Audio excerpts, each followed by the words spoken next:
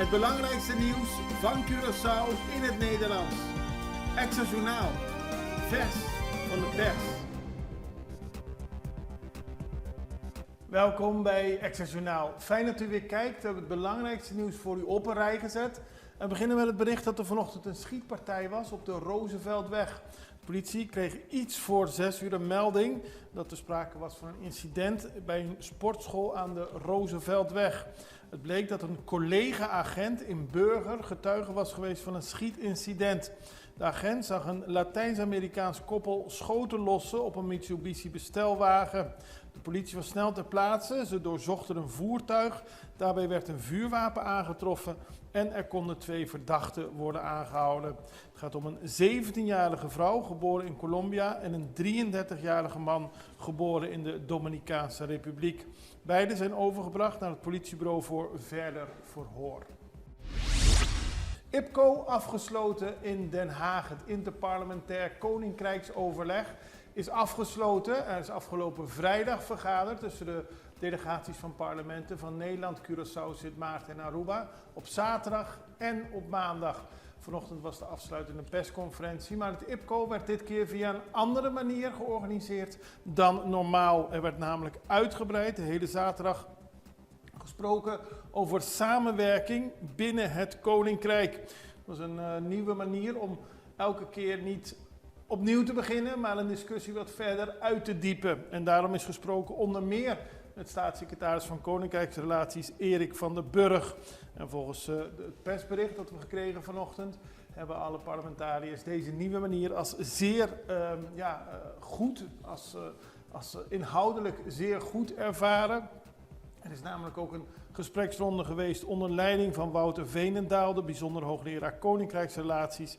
En er waren panelleden zoals Paul Comenentia van de Staatsraad van het Koninkrijk en ook Bote ter Stege, voormalig procureur-generaal van Aruba. Op die manier werd over samenwerking binnen het IPCO, maar vooral nog samenwerking binnen het Koninkrijk, wat diepgravender gesproken. En dat was volgens de IPCO een mooie, nieuwe manier om over dit onderwerp te praten. 28 vrouwen kregen verkeerde uitslag borstkankeronderzoek. Dat heeft de stichting Fundación Prevención zelf bekendgemaakt. Ze hebben een fout gemaakt binnen het bevolkingsonderzoek naar borstkanker. Eind mei is ontdekt dat 28 vrouwen ten onrechte een brief hebben gekregen met een negatieve uitslag, terwijl eigenlijk nog aanvullend onderzoek nodig was. De stichting benadrukt dat het gaat om een fout in het computersysteem en dat alle 28 betrokkenen inmiddels zijn geïdentificeerd. Ook hun huisartsen zijn direct op hoogte gesteld. De meeste patiënten zijn al geïnformeerd of hebben hier op korte termijn een afspraak voor. Ze krijgen alsnog de juiste uitslag en worden direct begeleid naar het CMC ziekenhuis voor versneld onderzoek. Tijdelijke visummaatregel vanwege ebola-uitbraak. Reizigers uit landen met een hoog ebola-risico komen Curaçao voorlopig niet binnen. De minister van Justitie heeft besloten om tijdelijk geen Caribische visa meer af te geven aan aanvragers uit onder andere Congo, Oeganda, Rwanda, Tanzania, Angola en Zuid-Soedan. Aanleiding is de internationale noodsituatie die de Wereldgezondheidsorganisatie heeft uitgeroepen.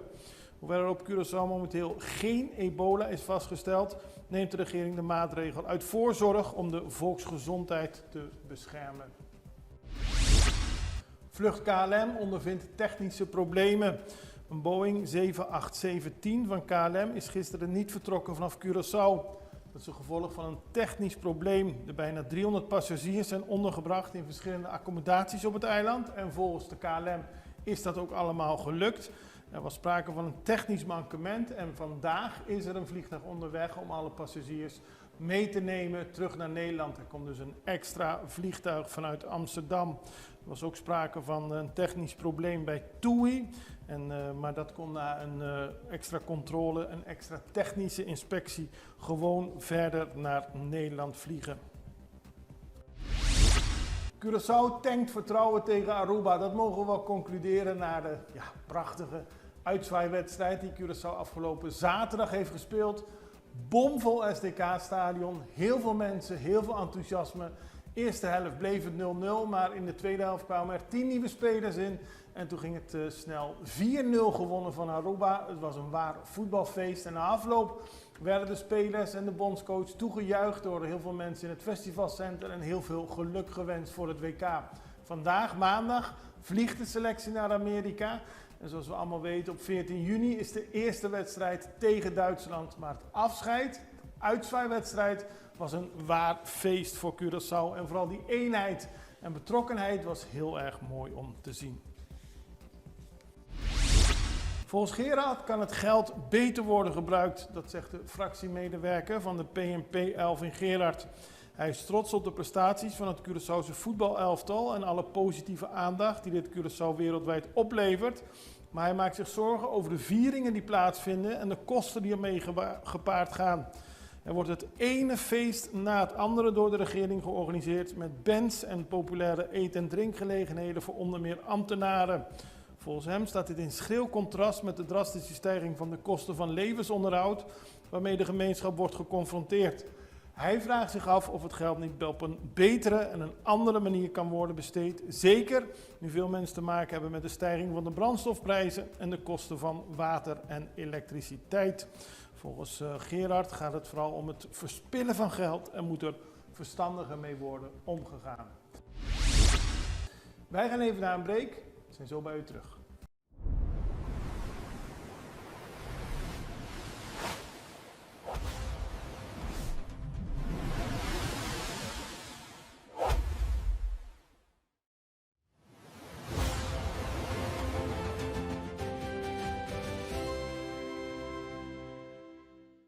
Extra in Nederland. Van Amsterdam tot Arnhem, van Groningen tot Maastricht, Extra is erbij. Volg Extra Digitaal en blijf op de hoogte van de belangrijkste ontwikkelingen in Nederland. Extra Digitaal is te zien op verschillende platforms en kanalen zoals WhatsApp, YouTube, Facebook, Instagram en ook TikTok.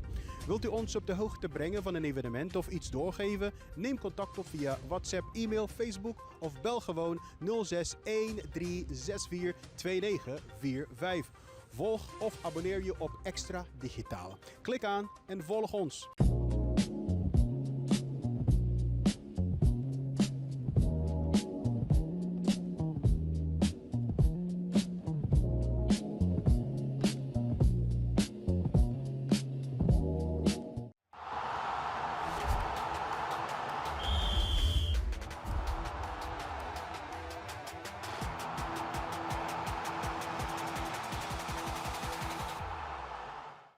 De PNP herdenkt Rutzel Marta. Vorige week kregen we het bericht dat oud-minister Rutzel Marta, de topjurist, is overleden. En de PNP gaat morgenavond, dinsdag, zijn leven herdenken. Het wordt een viering van een nalatenschap van leiderschap, wijsheid en loyaliteit. Het is een persoon die Curaçao mooier heeft gemaakt, die Curaçao altijd op de eerste plaats heeft gesteld. En een nationalistisch volk wordt uitgenodigd om een buitengewoon leven en een blijvende nalatenschap van onze geliefde broer, staatsman, mentor en jurist te herdenken. Zo schrijft de PNP.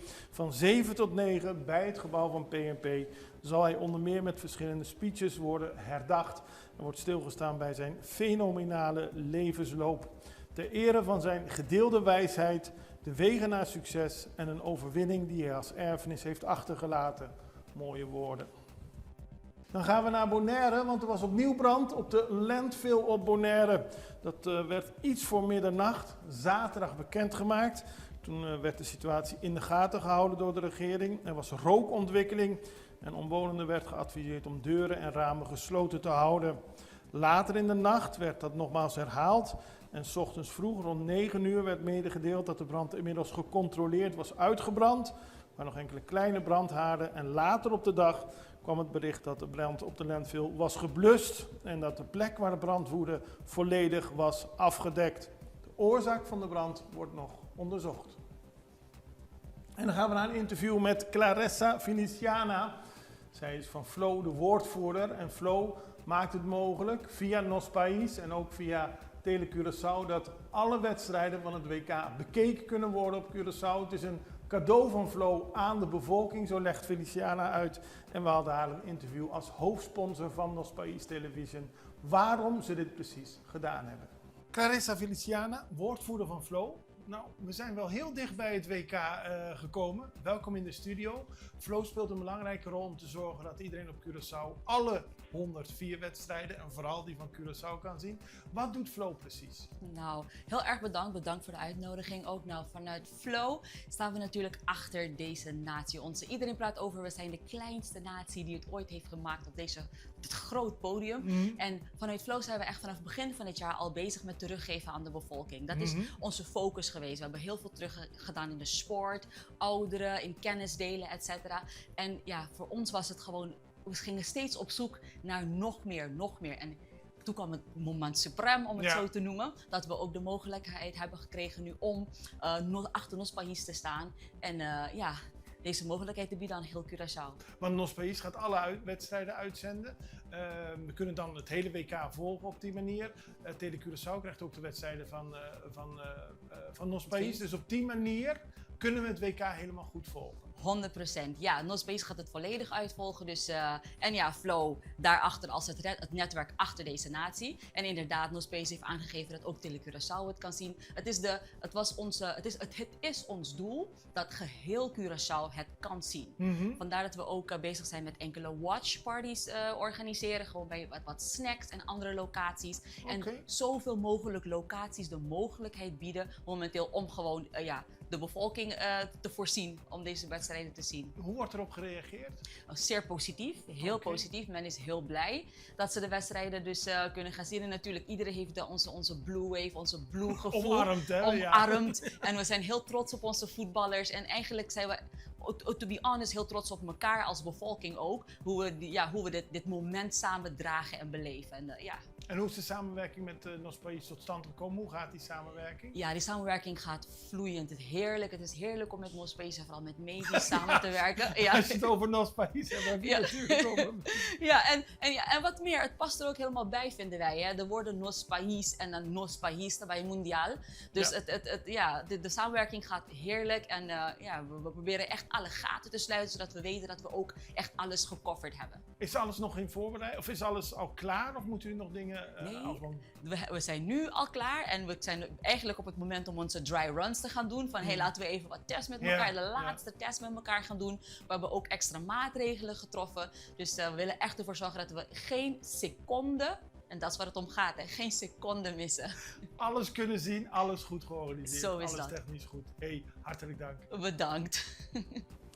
Dan gaan we tot slot nog naar internationaal nieuws. De presidentsverkiezingen in Peru eindigen in een nek-aan-nek race. De tweede ronde van de presidentsverkiezingen in Peru is uitgelopen op een nek-aan-nek race met Kiki Fujimori nog op voorsprong en daarachter Roberto Sanchez. 92% van de stemmen waren vandaag geteld. En Fujimori staat op 50,3 en Sanchez op 49,7. Daarmee lijkt de weg open voor een lange periode voordat de uitslag helemaal geteld is. Het is een groot land, er komen heel veel stemmen vanaf het platteland en daarom kan het nog dagen en volgens sommigen nog weken duren voordat de uiteindelijke uitslag daadwerkelijk bekend wordt gemaakt. Tot nu is de tweede ronde zonder grote incidenten verlopen, maar het is wel heel spannend natuurlijk. Het belangrijkste verkiezingsthema was criminaliteit. Het aantal moorden is de afgelopen jaren enorm gestegen en kiezers maken zich zorgen over de grote toename van het aantal afpersingen. Beide presidentskandidaten laten weten daar tegen te willen optreden. Wie uiteindelijk gaat winnen, dat wachten we nog af. En daarmee zijn we aan het einde gekomen van deze aflevering van Extra Journaal. We zijn er morgen weer en ik hoop u ook. Beste, tot ziens.